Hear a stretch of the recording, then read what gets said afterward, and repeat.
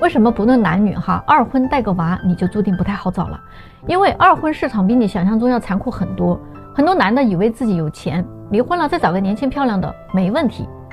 可是你得看你自己啊，有钱到了什么程度？如果你是一个男的带个娃，那你肯定想找一个没结过婚的啊，没生过的啊，对吧？但是呢，人家没生过的干嘛啊？要去找一个带孩子的啊，而不找一个也没有生过的或者是未婚的呢？他比你的选择面要大很多的，你一定是会排在最后的选择了。如果呢，这个女的她还既年轻又漂亮啊，还是未婚，那我就劝你啊，趁早就别想这个事儿了啊。现在呢，年轻的高富帅富二代人家不香吗？年轻貌美的未婚姑娘，人家凭什么选你啊？你再有钱也难找个说服自己的理由出来吧。那如果是一个女的离婚带个娃，不管是带男孩还是带女孩都不好找啊。就算你有房有车，条件很好，那如果你要求不高，能接受带孩子的男的，那可能还有点希望。但是哈，如果你希望对方条件又好，最好还没有带孩子的，甚至希望对方是没孩子或者是未婚的话，那我也劝你趁早不要想这个事儿了，根本就不可能。因为那些条件好的男人啊，他可以找个离婚不带孩子的，或者是离婚没孩子没有生过的啊，都行。他为什么要找你啊？你的钱跟他有什么毛关系吗？所以现在那些已经有了孩子的人，你不要轻易的去离婚了啊！离了婚啊，你来相亲市场逛一圈，你就知道了你自己的市场怎么样了。你在婚姻中嫌弃自己的另一半这个不好那个不够，等你离了婚你再看一看，可能你想再找个前任那样的都已经很难了。如果你已经离婚了，那就踏实一点，别那么好高骛远，差不多就得了啊！跟谁过呀，都是需要经营的。你不会游泳的话，你换多少个游泳池，你仍然不会游嘛，对吗？天天我这儿都有来许愿的人，天天都有那些大白天梦游的人，做着梦就飘过来了他们真的是把我这当寺院了。之前呢有一个40岁的博士后女士要找年龄相仿的成功人士，不接受个子太矮长得太丑的，不接受离异带孩子的，不接受体制内的嫌弃人家挣得太少了。她还是个丁克，不喜欢孩子，更不想生孩子。我记得我当时就拒绝她了我明确的跟她说，跟你年龄相仿的成功人士，40多岁的男人正是男人的黄金年龄，人家还那么优秀的话是不可能找你的。有大把的30岁以下的女生愿意跟他结婚，给他生孩子。你呢，年龄已经这么大了，就这一项都不在人家的选择范围内，更何况你还是个丁克，不想生孩子。也就是说，你想让一个成功的优秀男士娶你回去过着锦衣玉食的生活，但是呢，你花着他的钱，过着他给你的贵妇生活，但是你还不想给人家生个孩子。更何况这一类优秀男人没有几个不想要孩子的，要不然他的财富和优秀基因怎么传承下去呢？你这是在挑战人性，知道吗？所以你这个想法完全不靠谱结果他就很不服气起来反驳我说那不一定我也优秀我也有优秀的基因有几个女生能读到我这个学历的，说明我的智商高我有有趣的灵魂那小姑娘多浅薄，大部分都是图她钱嘛。我不会我肯定会成为她的精神伴侣如果非要个孩子我也能接受代孕。天哪，我当时就跟他说亲爱的，门在那边，你出门右拐走到路的尽头有一个寺院，你呢去烧个香许个愿行吧结果好吧，最近又来了一个搞不清自己几斤几两的38岁的离异女，说自己是清华这个系统的所以呢想要找一个清华的老师或者教授啥的会比较有共同语言。自己呢是未婚，但是生育了一个男孩，已经有10岁了，然后呢希望对方有孩子，或者是不想要孩子，自己是不想再生了，这个年龄基本上只能做试管了实在不想折腾。说自己的容貌保养的特别好看上去只有25岁左右。我真的是服了38岁了还生活在美颜相机里，咱能不能用原相机拍出来看一看真实的自己他的择偶范围只限清华北大这样的一流大学。他还说他自己其实有一个公司很多业务呢，很多时候都要跟这些人打交道的，可是因为都是业务关系嘛，所以就不太方便谈这个个人感情。所以希望通过我那这位我也立马就拒绝了我就跟他说，你天天都在接触这些人，你都成不了，那你来我这里就能成吗？脑子是不是撞坏了？你们说咋想的呢？这些人最近有一个话题啊，挺火的，你们知道吗？叫三无六有。据说呢，是因为现在的女生找对象啊，条件过于苛刻了，所以呢，男生们呢也折腾出来一系列要求啊，可以跟女生们的要求啊相对应了。大家啊都要公平对待嘛，所以呢，提条件的不能总是某一方，对吧？这是男生们列出来的一个新的找女生的标准。三无是指的什么呢？这第一呢，就是父母无病，身体健康，能自理，最好以后可以帮着带小孩啊。第二呢，就是没有弟弟啊，娶妻不娶伏地魔。这好家伙啊，有弟弟的女孩啊，也不知道从什么时候开始变得这么不招人待见了，能这么郑重其事的形成这么一条要求啊，看来这个问题影响已经不小了。家里有一个弟弟的女孩的家长们，你们是不是该思考一下这个问题呢？第三条啊，就是没有公主病。现在大家都很累，回家还要伺候你，那谁愿意啊？你要是非要做公主，那我还是个小王子呢，对吧？感情呢是相互的，不是一个人单方面的要付出，谁也不想做大冤种的。那这个六有又是什么鬼啊？第一呢，就是父母要有退休金，养老问题不能成为未来的负担。第二呢，女方要有稳定的工作，你不能今天做个前台啊，明天又去做个网红，3天打鱼2天晒网的啊。结婚了最好也能有一份工作，圈子干净简单。第三条呢，这穿衣打扮啊还是要有点水平的，你可以丑，但是你不能太懒了，不然我怎么把你带得出去呢？有个好看的外表呀，还是能让人赏心悦目的，我带出去才有面子啊，对吗？第四呢，还是要有一点学历啊，至少啊也得上个本科，要不下一代的教育怎么办呢？不能让孩子输在起跑线上吧。这第5点呢有点狠啊，必须得具备传统的贤良淑德。那这一点呢，我估计现在没有多少个女生懂啊，哪个不是娇生惯养长大的？有几个受过传统文化的熏陶呢？没有被洋墨水呛出毛病来啊，都不错了啊。第6呢，就是性格得好。一个情绪稳定的女人有利于家庭氛围的建设，一个温柔包容的妻子呢有利于丈夫的事业，一个和蔼博大的母亲有利于孩子的成长。真的是啊，娶妻娶贤旺3代，总不能娶个媳妇儿毁一生吧？你们觉得他们的想法有没有道理呢？来，我们到评论区聊一聊吧。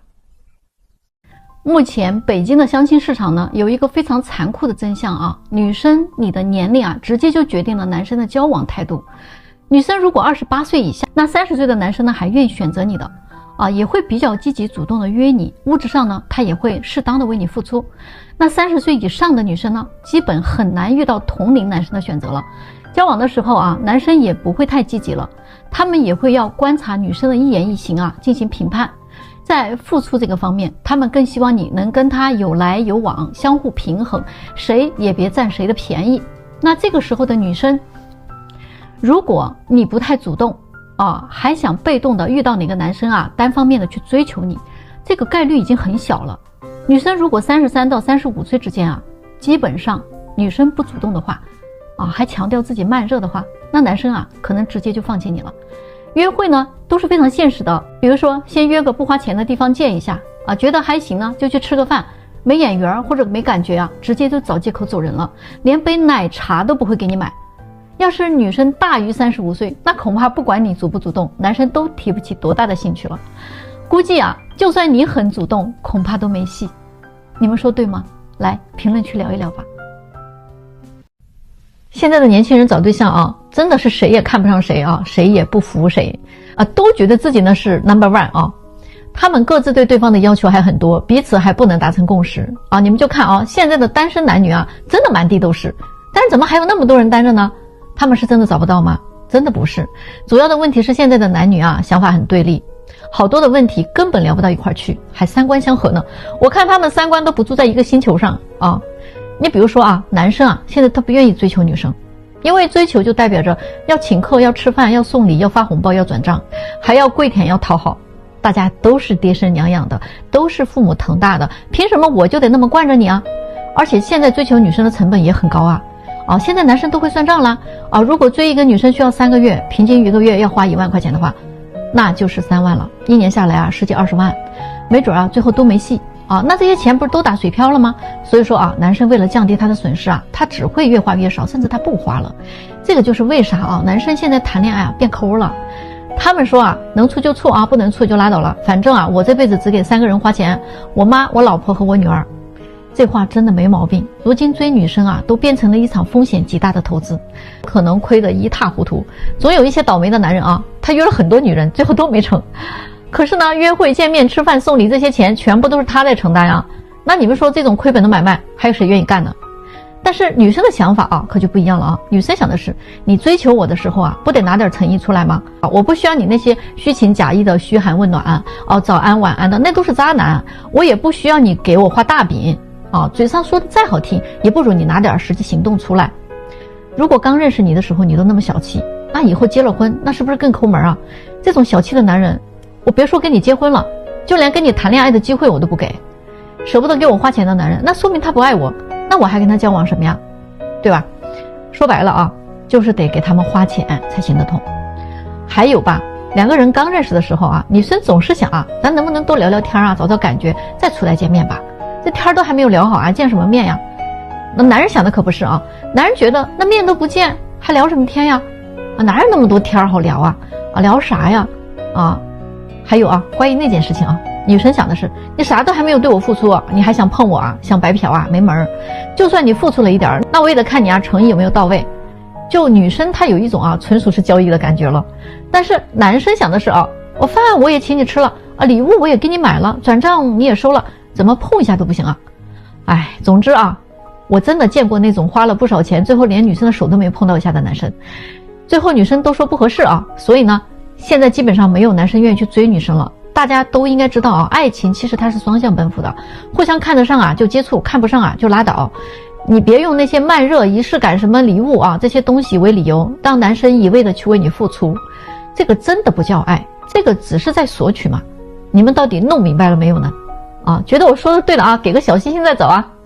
有的人啊，他真的能把一手好牌啊打得稀巴烂，恋爱他都谈不好，他还想结婚呢。啊，我这儿有一个27岁的女孩啊，说实话，要模样有模样，要身材有身材，学历呢也不错啊，父母呢都是高级知识分子，只不过啊，真的太可惜了啊，这女孩吧，满脑子都是浆糊。我为什么这么说她呢？那前不久呢，她在我这儿相亲嘛，认识了一个男士啊，33岁的，硕士学历，家境呢也比较好啊，综合分数呢大概能打个90分。这女孩特别满意，于是呢，他俩就开始认真的接触了。按说呢，这个门当户对的孩子们在一起谈恋爱谈恋爱就很好嘛，对吧？这个物质方面谁也占不了谁的便宜嘛，大家呢都能付出同等的东西，对吗？哎，女孩也不用太物质了，男孩呢也不用太抠门，是吧？结果啊，根本就不是这么回事啊！这一开始接触啊，哎，女孩就跟男孩说了，我从小就没干过什么家务活，到现在我的房间还是我妈在收拾呢，更别说做饭做菜了啊，根本我就不会。她说她长这么大了，连一根葱都没摘过。所以呢，他希望以后家务活要么就男孩来做，要么呢就请个保姆做。然后关于孩子这块吧啊，他就更离谱了。他说他完全不喜欢小孩，如果非要生一个也可以啊，代孕行不行啊？最后啊，他还提了一点啊，结婚的话彩礼呢可以不要，但是呢得由男方啊全款买一套100平以上的房子啊，写双方的名字。他提出了这些东西吧，男孩呢没有表态啊，既没有同意也没有拒绝，但是啊，对女生的印象说实话已经大打折扣了。而且这男孩吧，跟他接触了2周啊，还发现这个姑娘消费方面啊非常的离谱，每个月他自己啊就挣1万多块钱，但是每个月的消费呢都是收入的好几倍，原来啊都是他父母每个月啊补贴给他的钱。他对自己目前的工作状态呢也非常的满足，并没有什么要继续努力上进的打算，嗷嗷的啊啃老族，啃得挺心安理得。最后是因为这个男孩跟他约会的时候呢，选了一个比较便宜的餐厅，不太合他的心意。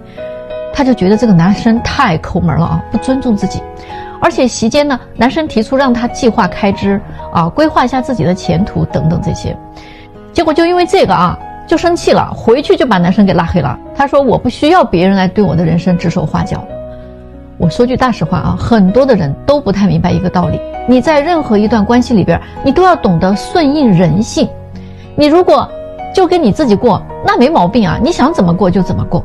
但是你要想结婚，你是找一个人一起过，那你就要明白，两个人在一起生活，婚姻对于大多数男人来讲，娶一个女人回家，绝对不是因为我娶你回来，我就是要宠你爱你啊，然后我把钱都给你花啊，我要为了你努力的去打拼，而是因为我需要一个女人为我生儿育女啊，我需要有人做家务，我需要有人照顾小孩，照顾老人。当然对于一个女人啊也是一样的，女人嫁给一个男人也不是想着我要去照顾他一生，我要去无私的奉献，而是因为这个女人啊，她需要一个男人去爱她，去宠她，去为她遮风挡雨，最好钱都拿给她花。所以这个才是人性里边最丑陋的那一面。有很多底层的婚姻啊，本质不是爱和付出，而是我需要，我想要我的目的是什么？是索取，是我可以得到什么，是价值的一种衡量。所以你千万不要挑战人性，否则死路一条。觉得我说的对的呢，别忘了给我留个小心心再走啊。大家知道为什么现在结婚率这么低了吗？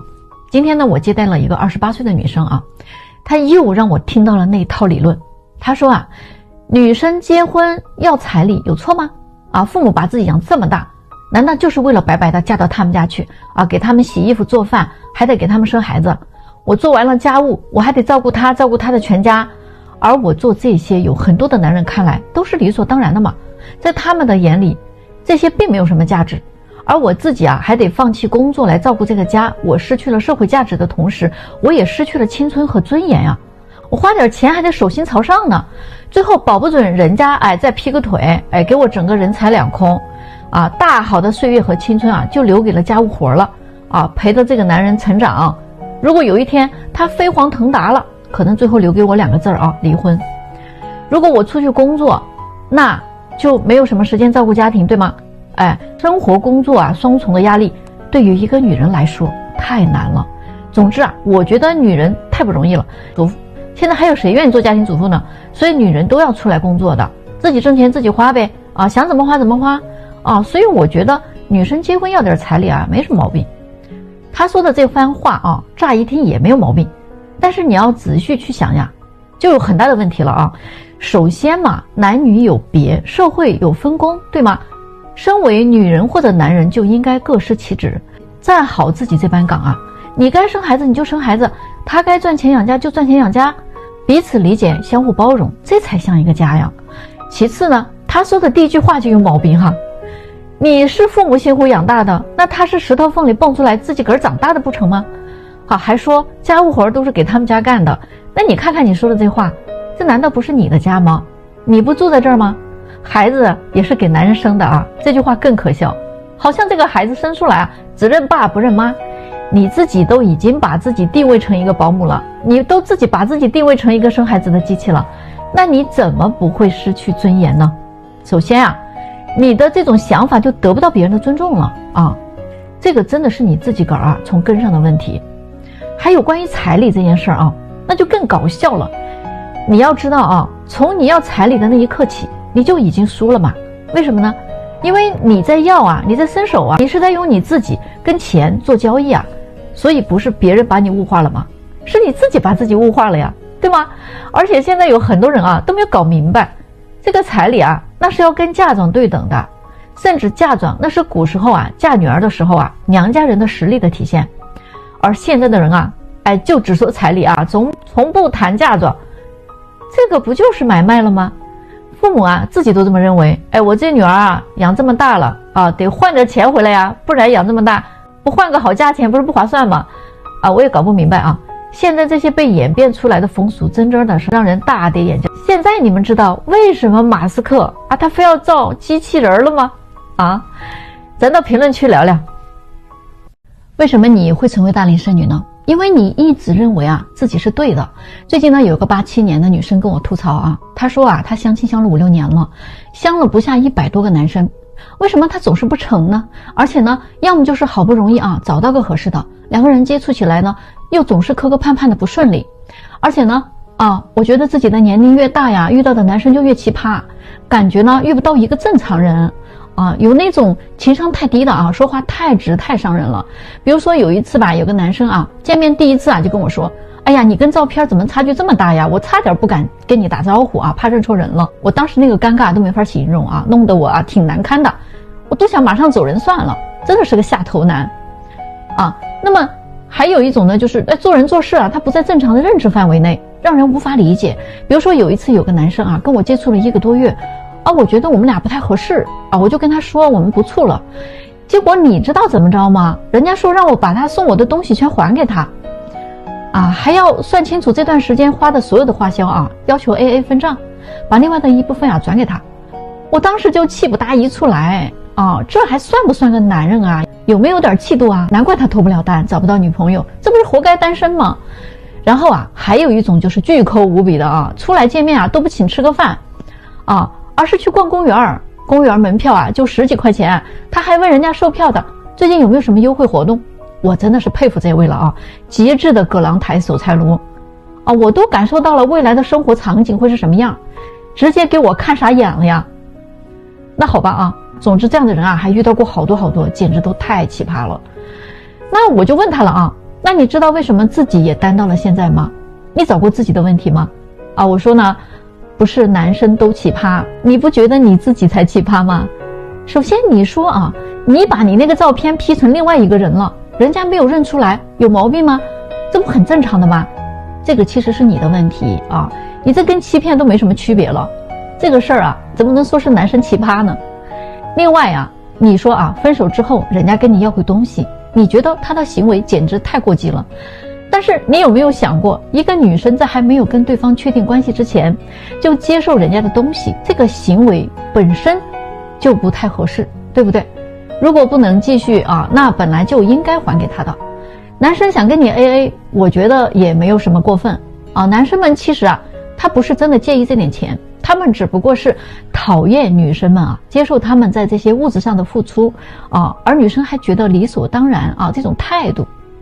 你说男生约会特别抠门啊，你也不想一想，都这个岁数的男生了，在他过去的经验里边啊，可能已经在相亲恋爱这件事情上花了不少冤枉钱了，最后还不一定能成，那他为什么还要为一个未知的结果去买单呢？你们才刚刚认识嘛。虽然去公园这种地方啊，你可能觉得太不重视你了，但是男生想的是这样也一样可以聊天说话互相了解啊，没有必要非得去吃大餐花那些冤枉钱吧。啊，他们就是想把成本降到最低，还不是被一个个啊之前的女生们给调教出来的，他们也怕了你们了，难道不是吗？咱们呀把这个事儿啊反过来说，如果相亲谈恋爱都是女生来负责大部分开销的话，那你愿不愿意5年之内请那100多个男生吃大餐呢？大家觉得他们会不会请你们吃呢？到底是谁说的没房子就不能结婚呢？老师啊，一个男人啊，他连个房子都没有，我凭什么要嫁给他呀？结婚了我们住在哪儿啊？租房子住我是可以，那有了孩子总不能让孩子也住在出租屋里吧，那多憋屈啊。所以呢，作为一个男人，婚前就应该为自己的妻子孩子准备好一个窝嘛，那个才是正儿八经可以娶妻生子的呀，这才是硬道理。这个已经是现在的女人根深蒂固的认知了，如果这个理念不改啊，中国的婚姻制度可能会崩盘的。为什么一说结婚，女方就要求你必须给她买一套房子啊，结婚必须给她几十万的彩礼，否则她就是没有保障没有安全感啊，这就是当代女性对结婚的期待。特别是在北京上海这种大城市里，女孩基本上啊都会要求对方婚前要准备好房子，这些城市的房子动辄几百万上千万，有多少家庭能在这些一线城市买得起房子呢？要么就是几十年还房贷的房奴。所以呢，有的时候我们在给女孩子介绍男孩的时候啊，那些有房贷的男孩也是没有什么市场的。有的男生为了结婚没有办法啊，只能让父母掏钱。说实话，你忍心吗？让爹妈掏老本给你们小两口买房子，往往有很多都是男方家里出钱，女方家里还一分不拿。所以呢，这些就是大城市的剩女越来越多的原因。这些剩女啊，还经常不切实际的认为，只要跟那些什么情感博主学点什么东西啊，就可以啊，在开宝马和开奔驰的男人当中随意的挑选心仪对象了。你这不是很可笑吗？啊，人家都开40、50万甚至上100万的车了，那他能是你随意可以挑选的吗？记住一句话，你想成为奔驰宝马的女朋友，你需要在他开电动车的时候啊，就嫁给他。你们共同的努力创造财富，共同把生活过好不行吗？是谁告诉你的结婚就必须买个房子？是谁规定的结婚就一定得男方准备好房子车子？是谁把婚姻跟这些东西搞得过度的绝对呢？这种畸形的婚姻观难道不应该摒弃掉吗？同样都是人，一个男孩子一个女孩子男孩子呀就要给女孩子去买房买车，你们2个人就不能共同努力吗？自己挣钱买个房子不行吗？现在的女性就是要求只要一结婚你必须给我准备个房不搞一个房子呀我就不结婚。所以如今的现状就是男生干脆躺平算了买不起房子就别想娶媳妇了，不敢想咱就不想了呗不结婚也不生孩子了，自己一个人吃饱了全家不饿吗？00后的不婚群体已经越来越庞大了，这个到底是谁的错呢？男比女多3000万，但是女比男多3个亿，所以找对象你觉得你的要求条件越多就越精准吗？你为什么剩下了不就是因为你太精准了吗？还不切实际。那天呢，有个94年的姑娘给我列出了10几条择偶要求来。她说自己现在的时间非常的紧迫呀，2024年过了生日就30岁了年龄是越来越大了，耗不起了，不能再漫无目标的摸索了，必须得稳准狠。她觉得自己这个要求已经是一降再降了这样的条件已经到底线了。如果这样她都还找不到的话，她就放弃不找了。她提出的条件是什么呢？大家来看看88年以内，175以上的身高，本科学历，有北京户口，有房有车，收入30万以上的，父母健在，有退休金，没有家族遗传病史，不接受单亲家庭，也不接受姊妹兄弟，只能是独生子。有几个属相是坚决不接受的不找的。不喜欢胖的、秃顶的，不抽烟、不喝酒、不去夜店，人品正直、幽默、有责任心、有担当等等等等一共20来条，我就不一一叙述了等他说完了，我就问了他，你觉得这样的条件的人多吗？他说现在中国男性比女性多出了3000多万，难道我还找不出来一个？而且我自己也是本科生，收入也有20多万，在北京也有房子所以呢，除了性格方面没有办法去量化之外，其他的情况应该已经不算是要求高了吧。于是呢，我就跟他说你其实并没有做过调查研究，这些数据我今天给你分析一下，你的想法非常不切合实际。首先就说你这10几20条要求，每多增加1条你就怕死了一大批人。就别说你提了这么多，就算是前边那几条基本项加到一起，就已经没有多少人可选了，你知不知道呢？再者说了，这3000万单身男人又不是全部都在北京，而且在北京呢也得刨除你不找的年龄段吧又少了很多人，是吧？而且在中国20到29岁的男性平均身高是1.72米，也就是说呢，一个男生如果他的身高能达到1.72米，他也就已经超过了一半的人了。还有本科毕业现在目前中国受过本科以上教育的人合计不超过40%。如果以20岁到30岁之间的男性为样本，4个男人里面才有1个受过本科学历以上的教育。也就是说呢，只要他读了本科，他就超过了60%多的男性同胞。还有呢，收入这一块现在在北京年平均收入呢是12万左右，那么一个年收入30万的人就已经超过了2/3的人了。而且还要求有北京户口，北京本地人有北京户口，但是呢，他们大多数呢想找北京本地女孩，外地来北京有户口的男生呢数量也很少就是那么一拨人。所以你觉得你的条件到底是降低了呢，还是提高了呢？所以中国的剩女问题比男性问题要严重的多得多大量的女性是嫁不出去的了剩男一般都是因为财力不足，而剩女呢大多数都是因为他们的认知问题。大家说对不对呢？